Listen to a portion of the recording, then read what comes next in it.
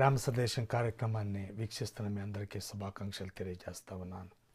గత వారం అంత్యక్రీస్తు పాప పురుషుడి గురించి కొద్దిసేపు మనం మాట్లాడుకున్నాం. ఈ రోజున క్రీస్తు యొక్క ఆగమనం గురించి కొద్దిసేపు మాట్లాడాలని నేను ఆశపడతా ఉన్నాను. ఇది చాలా ప్రశస్తమైనటువంటి సత్యం, ప్రతి విశ్వాసి తెలుసుకోవాల్సినటువంటి సత్యం కాబట్టి దీన్ని మనం కొద్దిసేపు ధ్యానిద్దాం. 1 దశలోనికైన రాసిన పత్రిక 4వ అధ్యాయం 13వ వచనంలో మనం చదువుతాం. సహోదరులారా, నిరీక్షణ లేని ఇతరుల వలె మీరు దుఃఖపడకుండా నిమిత్తము నిద్రించుచున్న వారిని గూర్చి మీకు తెలియకుండా మాకు ఇష్టము లేదు. యేసు మృతి పొంది తిరిగి లేచినని మనము నమ్మిన ఎడల అదే ప్రకారము యేసునందు నిద్రించిన వారిని దేవుడు ఆయనతో కూడా వెంటబెట్టుకొని వచ్చును. మేము ప్రభువు మాటను బట్టి మీతో చెప్పినదేమనగా, ప్రభువు రాకడ వరకు సజీవులమై నిలిచియుండు మనము నిద్రించిన వారి కంటే ముందుగా ఆయన సన్నిధి చేరము. ఆర్భాటముతోనూ ప్రధాన దూత శబ్దముతోనూ దేవుని బోరతోనూ పరలోకము నుండి ప్రభువు దిగివచ్చును. క్రీస్తునందుండి మృతులైన వారు మొదట లేతురు. ఆ మీదట సజీవులమై నిలిచియుండు మనము వారితో కూడా ఏకముగా ప్రభువును ఎదుర్కొనుటకు ఆకాశ మండలమునకు మేఘముల మీద కొనిపోబడదుము. కాగా మనము సదాకాలము ప్రభువుతో కూడా ఉందుము. కాబట్టి మీరు ఈ మాటల చేత ఒకరినొకడు ఆదరించుకొనుడి. ఈ వాక్య భాగంలో నుండి 10 విషయాలు మీతో పంచుకోవాలని నేను ఆశపడతా ఉన్నాను. ఈ పత్రికను అపోస్తలుడైన పౌలు తెస్సలోనిక సంఘంలో ఉన్నటువంటి వ్యక్తులకు రాస్తా ఉన్నాడు. ఈ యొక్క సంఘంలో ఉన్నటువంటి వాళ్ళు చాలా శ్రమల గుండా వెళ్తూ ఉన్నారు. ఆ శ్రమలు వారు తట్టుకోలేక వారు ఏమనుకుంటా ఉన్నారంటే, 7 ఏళ్ల శ్రమలు వచ్చేసినాయేమో, దేవుని యెహోవా దినం వచ్చేసిందేమో, ఉగ్రత దినం వచ్చేసిందేమో, ప్రభువైన యేసుక్రీస్తు యొక్క ఆగమనాన్ని మేము మిస్ అయిపోయేమోనని వాళ్ళు వ్యధ చెందుతూ ఉన్నారనమాట. వారు ఆందోళన చెందుతూ ఉన్నారు. కాబట్టి ఇక్కడ ఆందోళన మనకు కనిపిస్తూ ఉంది. ఎందుకంటే వారికి నిరీక్షణ లేకుండా ఉందన్నమాట. ఆ తర్వాత వాళ్ళు దుఃఖపడతా ఉన్నారు. రెండవదిగా ఇక్కడ ఆవేదన కనిపిస్తూ ఉంది. అందుకనే పౌలు గారు ఇక్కడ ఏమని రాస్తా ఉన్నాడంటే 13వ వచనంలో మీరు చూడండి, సహోదరులారా, నిరీక్షణ లేని ఇతరుల వలె మీరు దుఃఖపడకుండా నిమిత్తము నిద్రించుచున్న వారిని గురించి మీకు తెలియకుండా మాకు ఇష్టం లేదు అని ఆయన అంటా ఉన్నాడు. కాబట్టి పౌలు గారు వారిని ఎంకరేజ్ చేస్తూ ఉన్నాడు.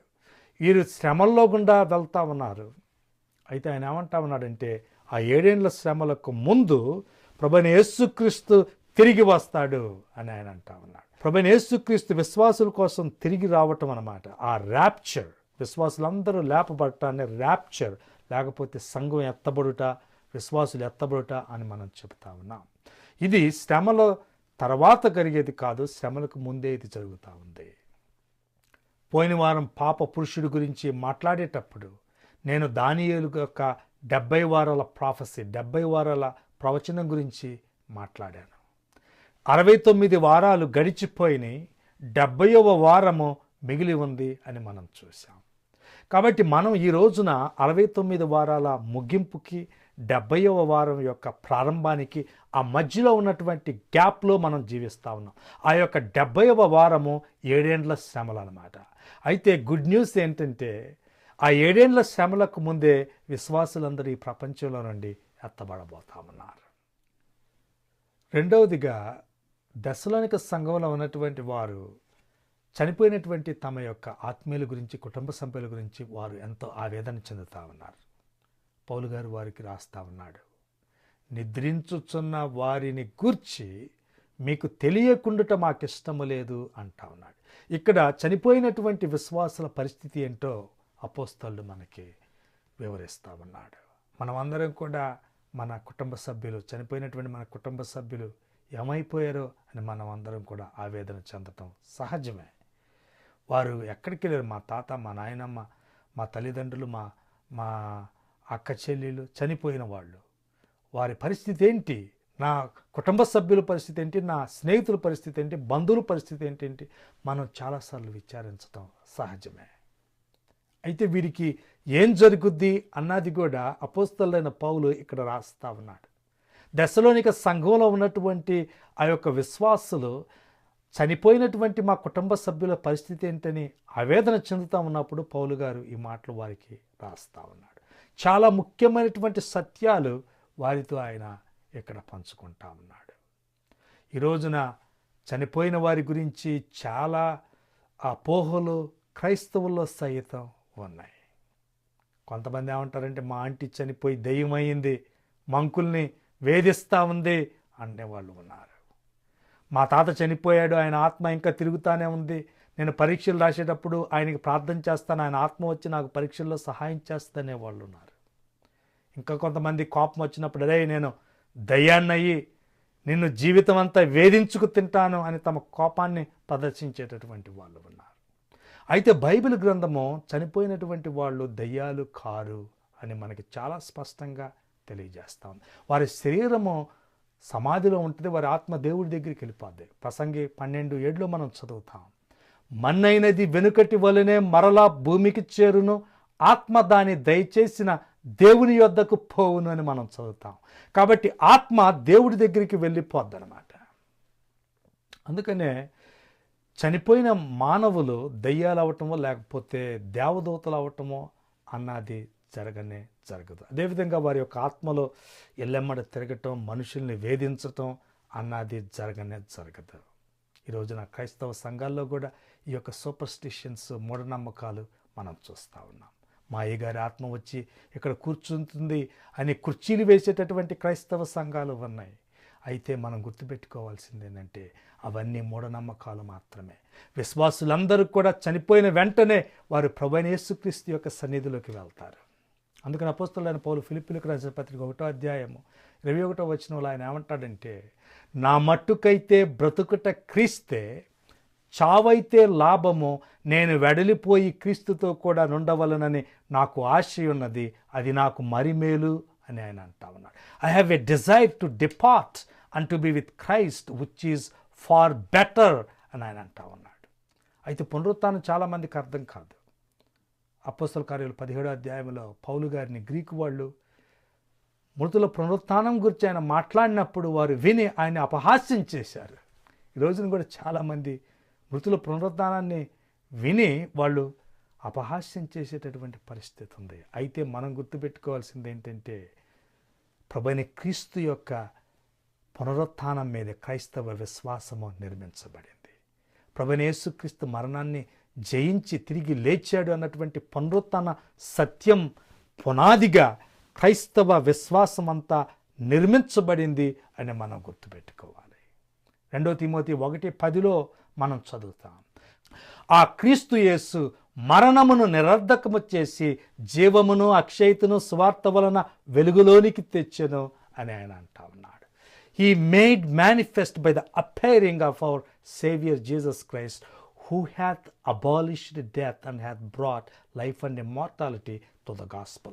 ఆ క్రీస్తు యేసు మరణమును నిరర్ధకము చేశాడు అని అపోస్తలుడైన పౌలు అంటా ఉన్నాడు. మరణం యొక్క శక్తిని ఆయన ప్రశ్నిస్తూ ఉన్నాడు. 1 కొరింథీ 15:55 ఆయన ఏమంటా ఉన్నాడంటే, ఓ మరణమా నీ విజయం ఎక్కడా, ఓ మరణమా నీ ముల్లెక్కడా అని ఆయన ప్రశ్నిస్తూ ఉన్నాడు. ఆ తర్వాత 3వదిగా ఆగమనం గురించి మనం ఇక్కడ చూస్తా ఉన్నాం. మనం ఎందుకు ఆందోళన చెందకూడదు, ఎందుకు దుఃఖపడకూడదు, ఆవేదన చెందకూడదంటే ఆయన ఆగమనము జరగబోతా ఉంది కాబట్టి, ఆయన భూలోకానికి తిరిగి రాబోతా ఉన్నాడు కాబట్టి, ఆర్భాటముతోనూ ప్రధాన దూత శబ్దముతోనూ దేవుని బోరతోనూ పరలోకము నుండి ప్రభువు దిగివచ్చును అని ఇక్కడ మనం చదువుతా ఉన్నాం. పరలోకము నుండి ప్రభువు తానే స్వయంగా ఆయన దిగి రాబోతా ఉన్నాడు అనమాట. మన దేశానికి ఎవరైనా విదేశీ నేతలు వచ్చినప్పుడు ప్రధానమంత్రి కొన్నిసార్లు ఏ మంత్రినో లేకపోతే పర్సనల్ అసిస్టెంట్నో లేకపోతే ఐఏఎస్ ఆఫీసర్ను పంపించకుండా ప్రధానమంత్రి తానే స్వయంగా విమానాశ్రయానికి వెళ్ళి ఆ విదేశీ నేతని స్వాగతిస్తాడు. కొన్నిసార్లు ప్రోటోకాల్ను కూడా పక్కన పెడతాడు, ఎందుకంటే అభిమానాన్ని చాటుకోవటానికి, ప్రేమను చూపించటానికి. అదేవిధంగా భూలోకం నుండి ప్రజలు వస్తూ ఉన్నారు, 4 దేవదూతలను పంపించండి, వాళ్ళకి అదే ఎక్కువ అని ఆయన అనుకోవట్లేదు. ఆయనే స్వయంగా దిగి వచ్చి మన మీద తన అభిమానాన్ని ఆయన ఇక్కడ చూపిస్తూ ఉన్నాడు. 4వదిగా ఇక్కడ ఆకస్మికత కనిపిస్తూ ఉంది. ఆయన వచ్చినప్పుడు ఈ యొక్క విశ్వాసులందరూ ఆకస్మికంగా వాళ్ళు ఎత్తబడబోతా ఉన్నారన్నమాట. అది ఆకస్మికంగా జరగబోయేటటువంటి సంఘటన అని మనం గుర్తుపెట్టుకోవాలి. అందుకనే ఆయన యొక్క ఆగమనానికి విశ్వాసులు ఎత్తబడటానికి మనం తేదీలు కానీ డేట్లు కానీ సంవత్సరాలు కానీ పెట్టకూడదు. ఈ మధ్యలో అమెరికాలో ఒక ఆయన యేసుప్రభు ఈ రోజున తిరిగి వస్తాడు అని పేపర్లలో, టీవీలో అన్నిట్లో ప్రచారం చేశాడు. అయితే యేసుప్రభు రాలేదు.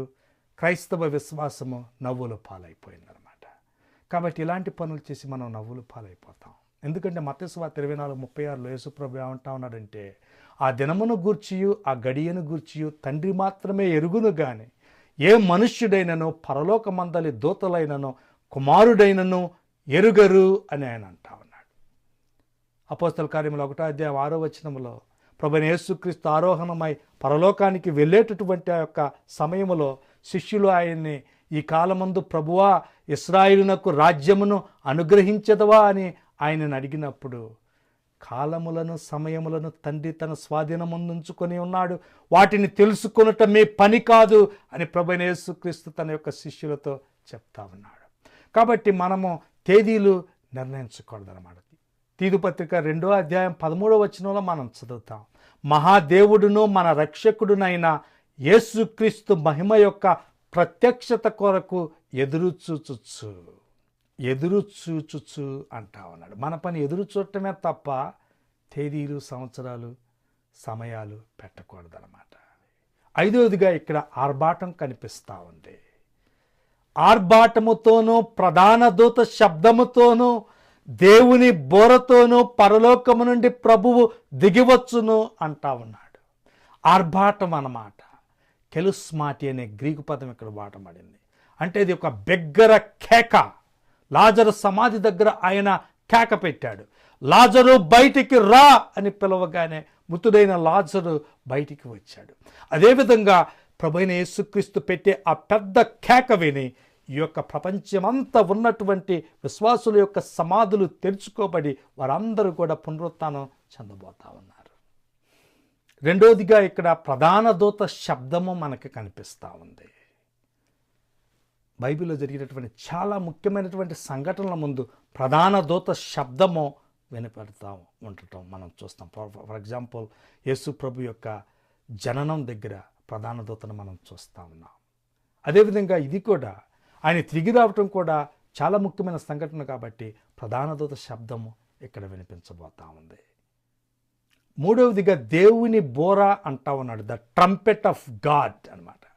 ఎప్పుడైతే ప్రజల్ని ఒక చోటకి చేర్చాలో, వాళ్ళు ఏదన్నా ఒక పండగ కానివ్వండి, ఉత్సవం కానివ్వండి, లేకపోతే యుద్ధానికి కానివ్వండి, ఒక అనౌన్స్మెంట్ చేయాల్సినప్పుడు కానివ్వండి, ఆ యొక్క బోర ఊది వారందరినీ ఒక చోటకి చేర్చుతారన్నమాట.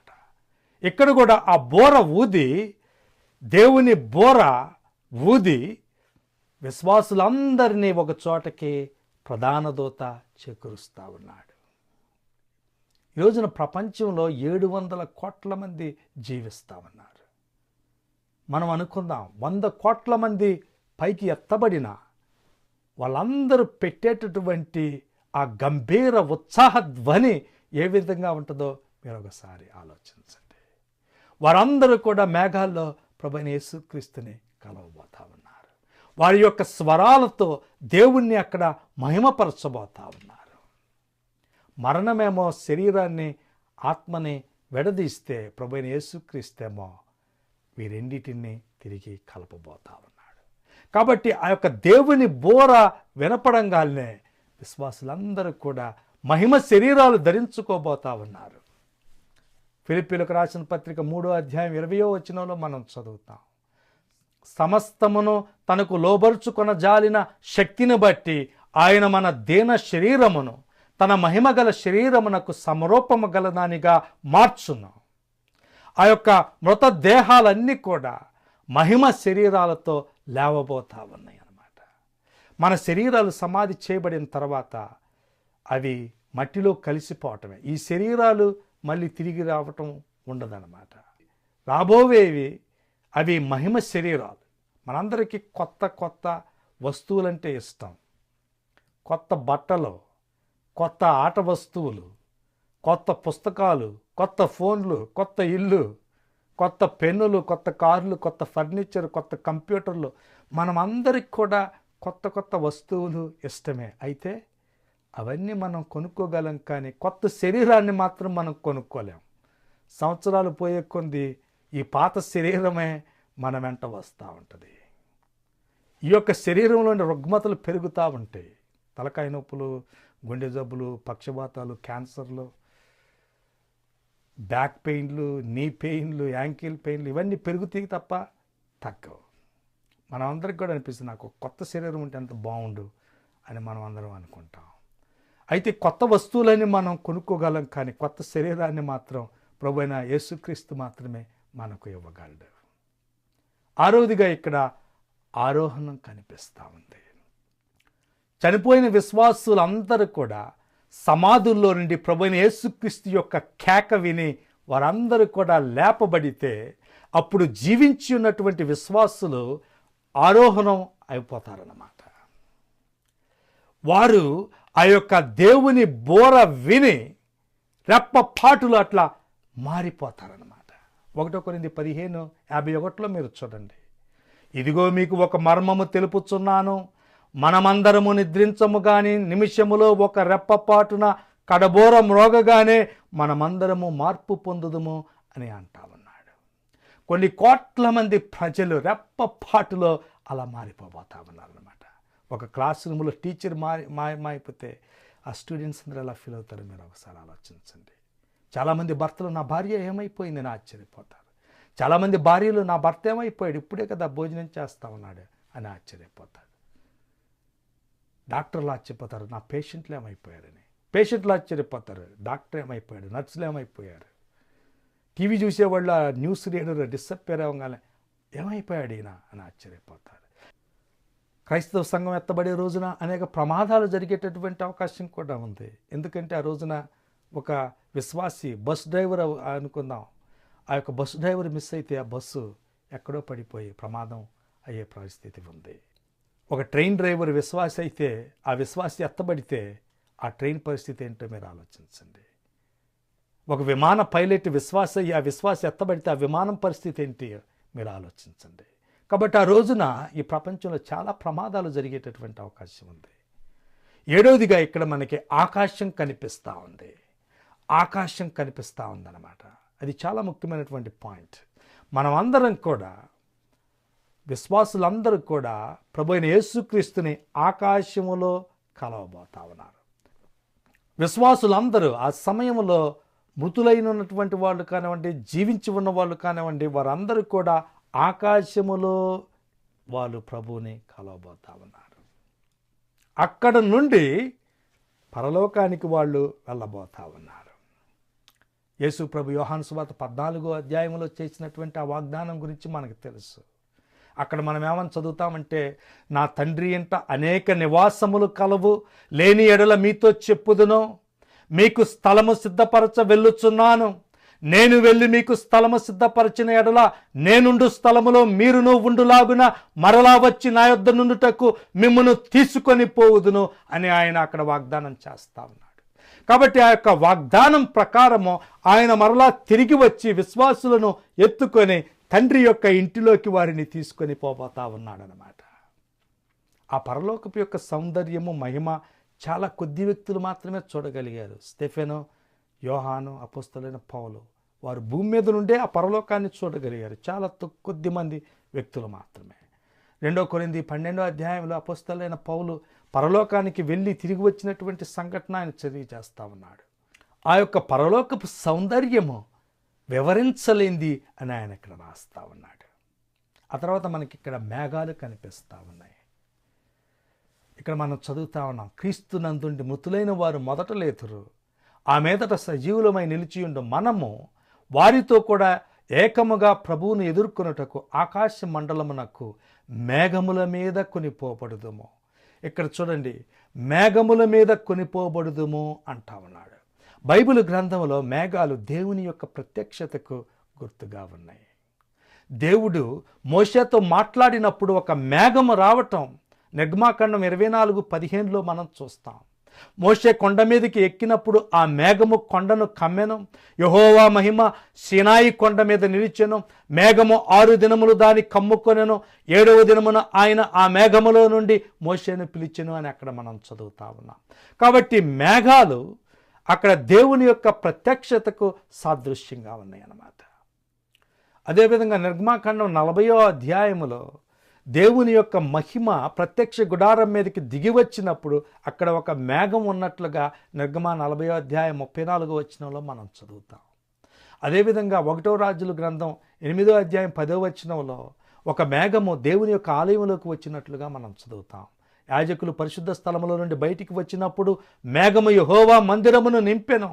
కాబట్టి యెహోవా తేజో మహిమ యెహోవా మందిరములో నిండుకొనగా ఆ మేఘమున్న హేతువు చేత యాజకులు సేవ చేయుటకు నిలువలేకపోయిరి అని మనం అక్కడ చదువుతా ఉన్నాం.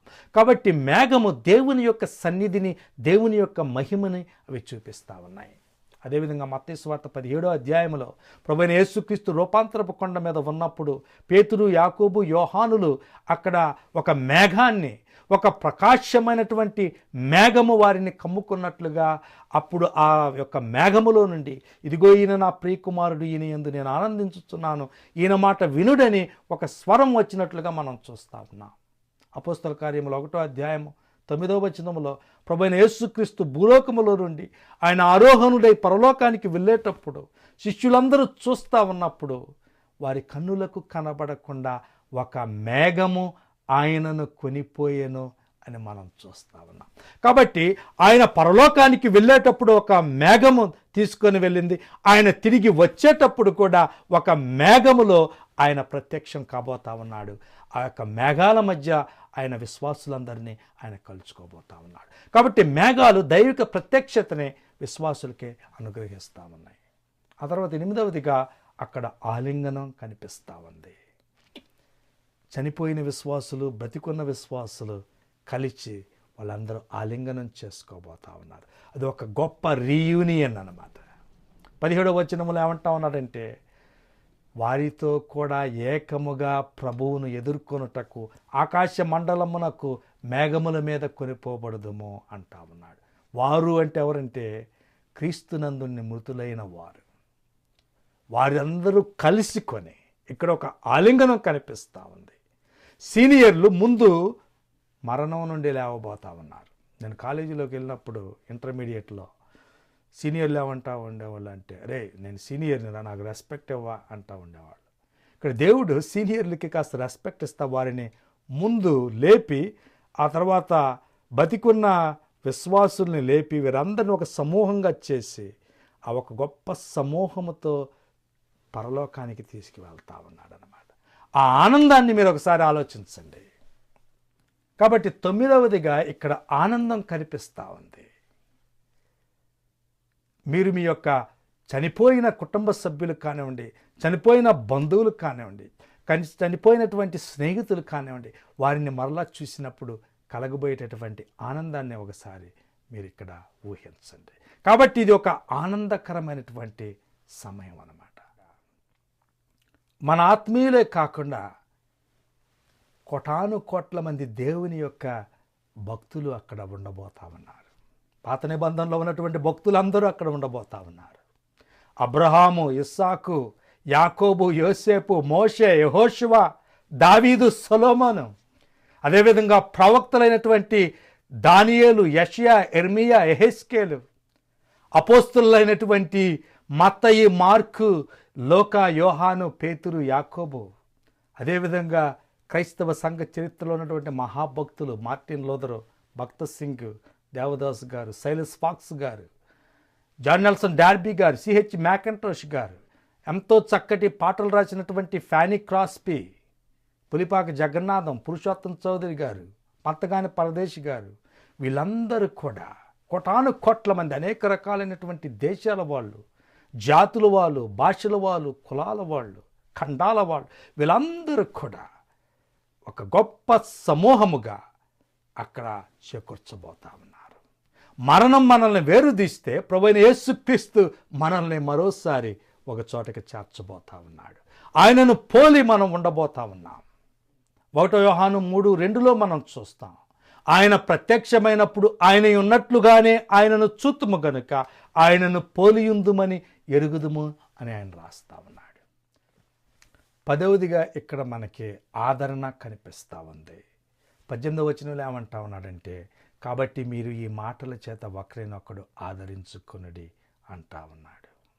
ఈ యొక్క మాటలు పౌలు గారు ఎందుకు రాస్తా ఉన్నాడంటే, మనల్ని భయపెట్టడానికి కాదు, ఈ యొక్క మాటలు మనల్ని ఆదరించటానికి అని ఆయన రాస్తా ఉన్నాడు. ఈ యొక్క దశలోనిక సంఘంలో ఉన్నటువంటి విశ్వాసులు ఎంతో శ్రమల గుండా వెళ్తా ఉన్నారని నేను ఇంతకుముందు మీతో చెప్పాను. వారిని ఆదరించటానికి పౌలు గారి యొక్క మాటలు రాస్తా ఉన్నాడు. ఈ రోజున ప్రపంచంలో క్రైస్తవ విశ్వాసులకి ఎంతో గొప్ప శ్రమలు మనం చూస్తా ఉన్నాం. వారి యొక్క హృదయాలకు కూడా ఆదరణ కలిగించేటటువంటి గొప్ప సత్యాలు ఇక్కడ రాయబడి ఉన్నాయి.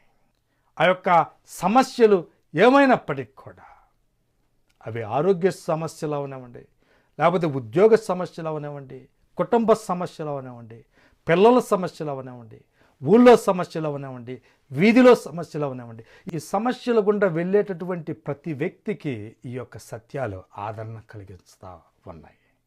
రోమాపత్రిక 8:18 మనం చదువుతాం, మన ఎడల ప్రత్యక్షము కాబోవు మహిమ ఎదుట ఎప్పటి కాలపు శ్రమలు ఎన్నతగినవి కావని ఎంచుచున్నాను అని ఆయన అంటా ఉన్నాడు.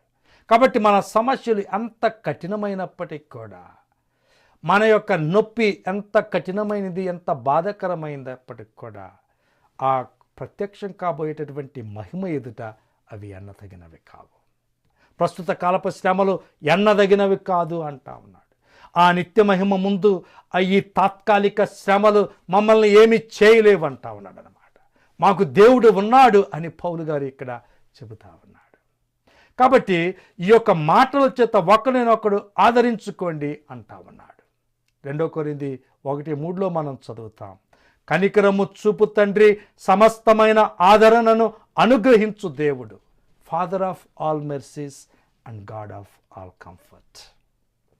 కాబట్టి ఈ యొక్క ప్రభువైన యేసుక్రీస్తు తిరిగి వచ్చి విశ్వాసులందరినీ 7 ఏళ్ల శ్రమలకు ముందు తీసుకొని వెళ్ళబోతా ఉన్నాడు అనమాట.